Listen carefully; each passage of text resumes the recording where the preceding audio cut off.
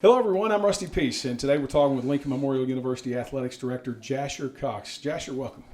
Thanks for having me, Rusty. It's always a pleasure. It has been an unusual last few months for not only you, but for all of college athletics, for all the world, for that matter. Yeah. And with that, a lot of things that really there has been no playbook to go by in how we work collectively for the student athletes that we serve, the sports that we deal with on a weekly or daily or monthly basis, and how we live our lives. And for you as an athletics director, it has got to be new ground as well. Yeah.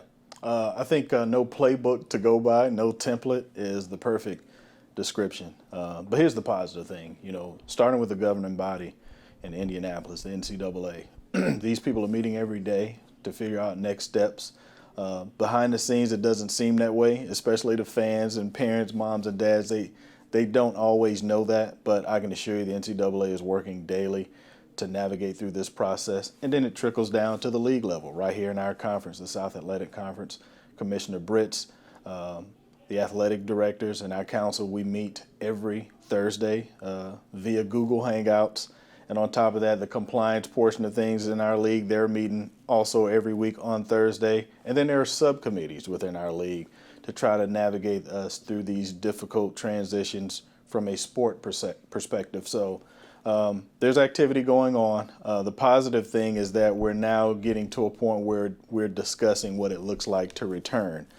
There's no blueprint for that, but this is the reason why it's important for us to meet weekly. So institutionally and as member institutions, we can talk among ourselves to figure out what that should look like for our student athletes.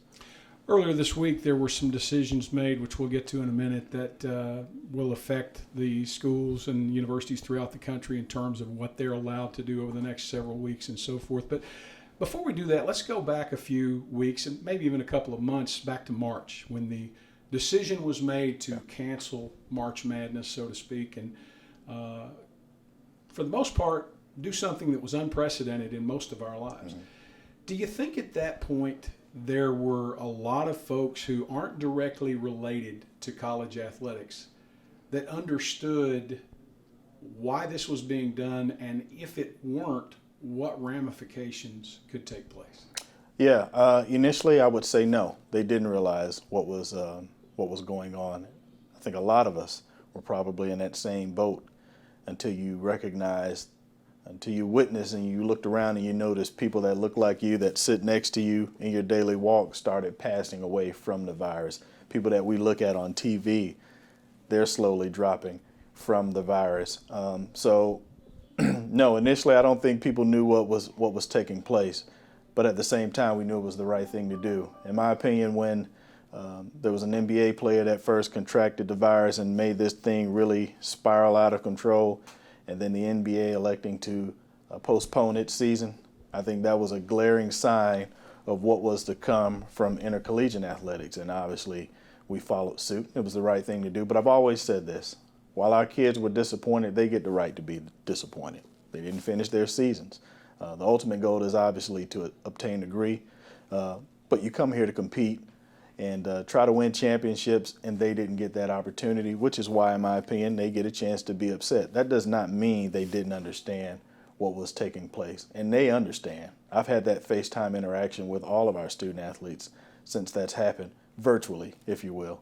And so they understand what was going on. And you know what? It's a teachable moment too, Rusty. It puts us in a situation now where, God knows, we don't want to ever go through anything like this ever again. But our job as administrators is to prepare them as if they will.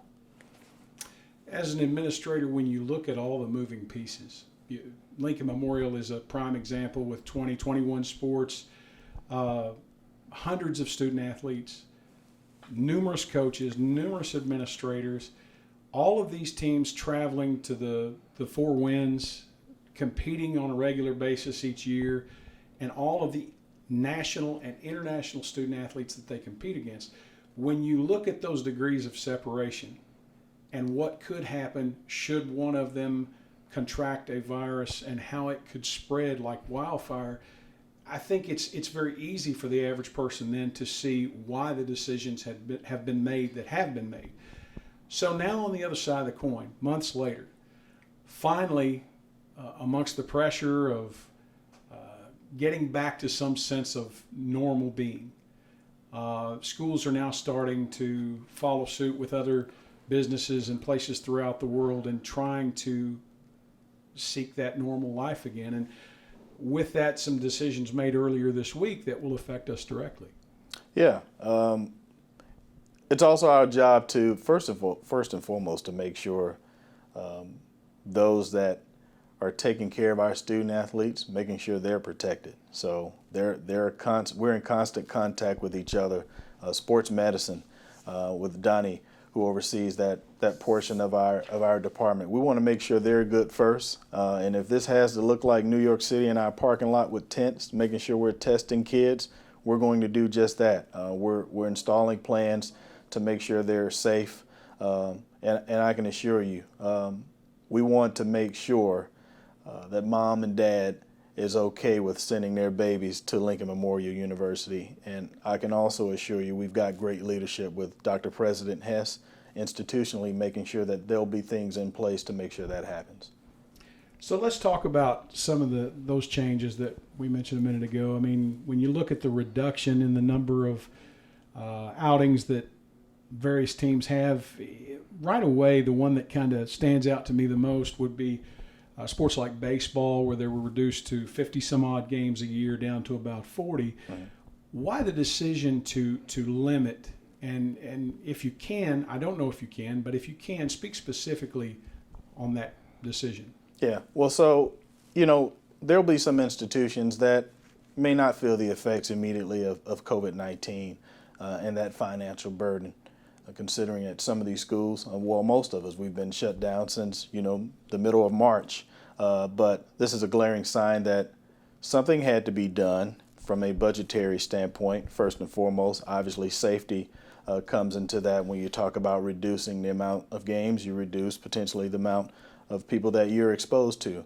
So a lot of that went into the factoring those decisions. So, with that said, when you look at these reductions, the first thing that stands out is cost.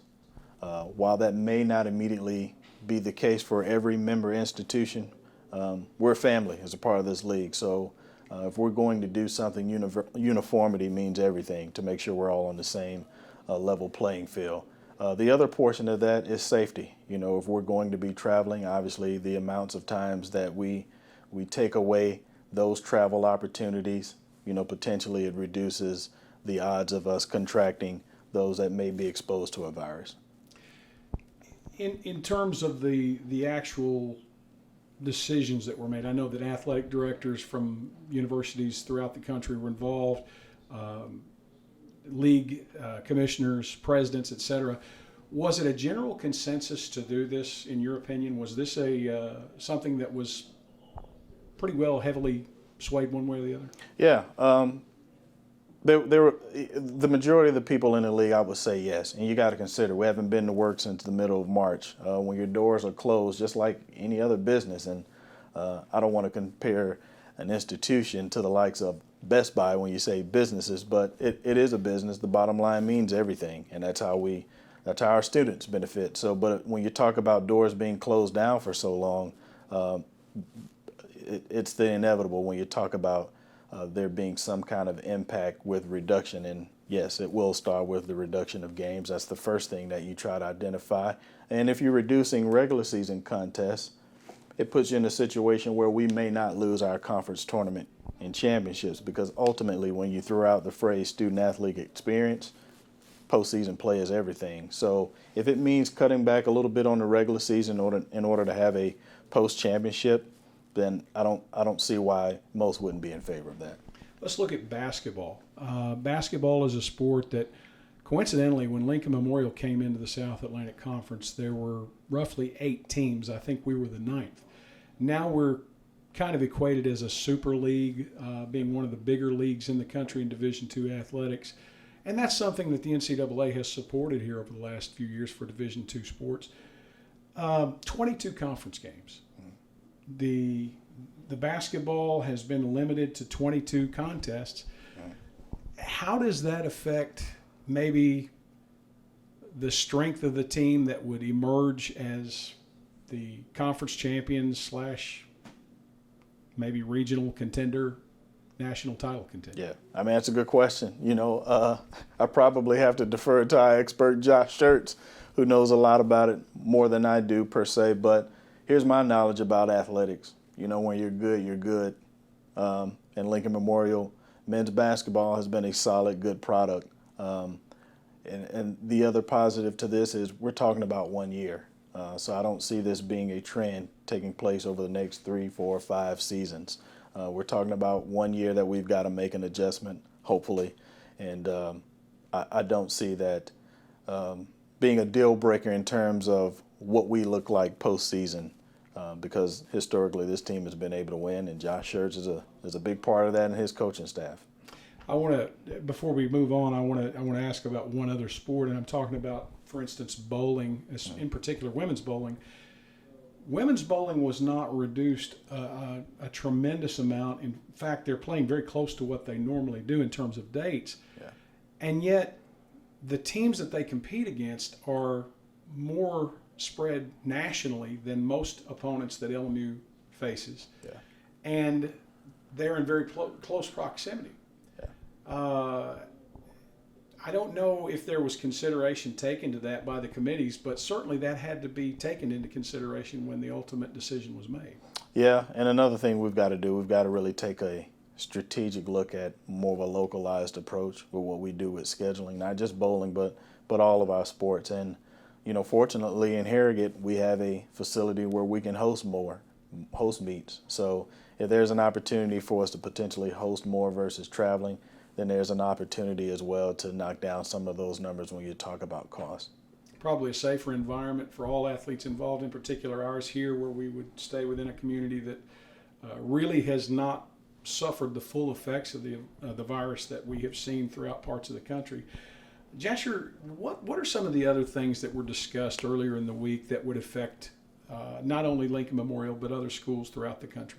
Well, the main topic is returning. What does it look like for our student athletes? And, we need to have a button-down plan.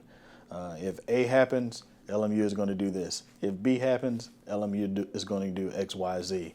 We've got students coming back from hotspot areas. What does that look like? Do we quarantine them for 14 days? If that's the case, can we bring them back 14 days ahead of reporting day and quarantine them ahead of time so they can be ready once we get started? All of these are questions that need answers. And that's why we've got committees all over the place trying to figure those avenues out. But again, I trust our leadership first and foremost, and that's how I know LMU will make the right choice.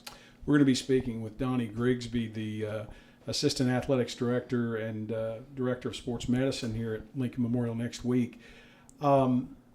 With all the decisions, and now that we know that there is going to be a fall schedule, obviously we've got several things in-house to take care of, and one would be the prevention when athletes do return of potential spreading of a virus due to those hot areas or those who might have contracted it yet don't know it. Yeah.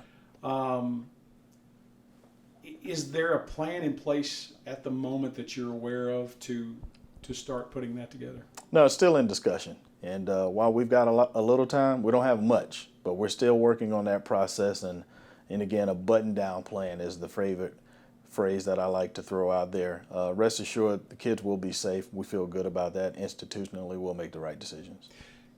Any other things that you can think of before we close things out here today that you would like to voice over the past several weeks and for the upcoming next few weeks or months? Yeah. The first thing I'd like to do is I'd like to thank those that work directly with our department. There are a lot of administrators, and you don't hear the names of Mike Smith all the time, and the names of Cameron Wicker and Laura Spain out in front. These individuals do a lot for us from a department standpoint, and most of the time we just hear coaches' names, we hear athletic directors' names, but there are some behind-the-scenes workers, man, that do a lot for our department. Your name, Rusty, you've been working behind the scenes, man, just trying to keep people informed from our website standpoint, and Luke Bolanos, he also has a new hire with Preston Edward. There are a ton of people in our department. Just because our doors have been locked here at Tex Turner doesn't mean they have not been working. And so I want to shout out those individuals: sports medicine, athletic training. Again, that's a group that's been chomping at the bit to see a student athlete, and rest assured when they get their hands back on them from a distant standpoint, they'll be excited about it. I think you would have to include yourself in that group because you've been an advocate for the best interest of the student athletes since the COVID-19 began, speaking to both the local and regional news media, and I know that you've been involved on a national level with the committees and so forth, so hats off to your efforts in protecting those interests and the physical well-being of all those student athletes and all others involved. Yeah, let's go out here and compete, man. Go Splitters. We can beat COVID-19, and let's beat some of these opponents when they come here for the first time. In terms of excitement, when we play our very first event here on campus, I compare it to the likes of 9/11 when we finally saw sports again after that travesty took place. It's going to be similar to that, and the best way that we can possibly celebrate it, we want to do that with our fans and our athletes. Jasher, thanks for speaking with us today. Thank you.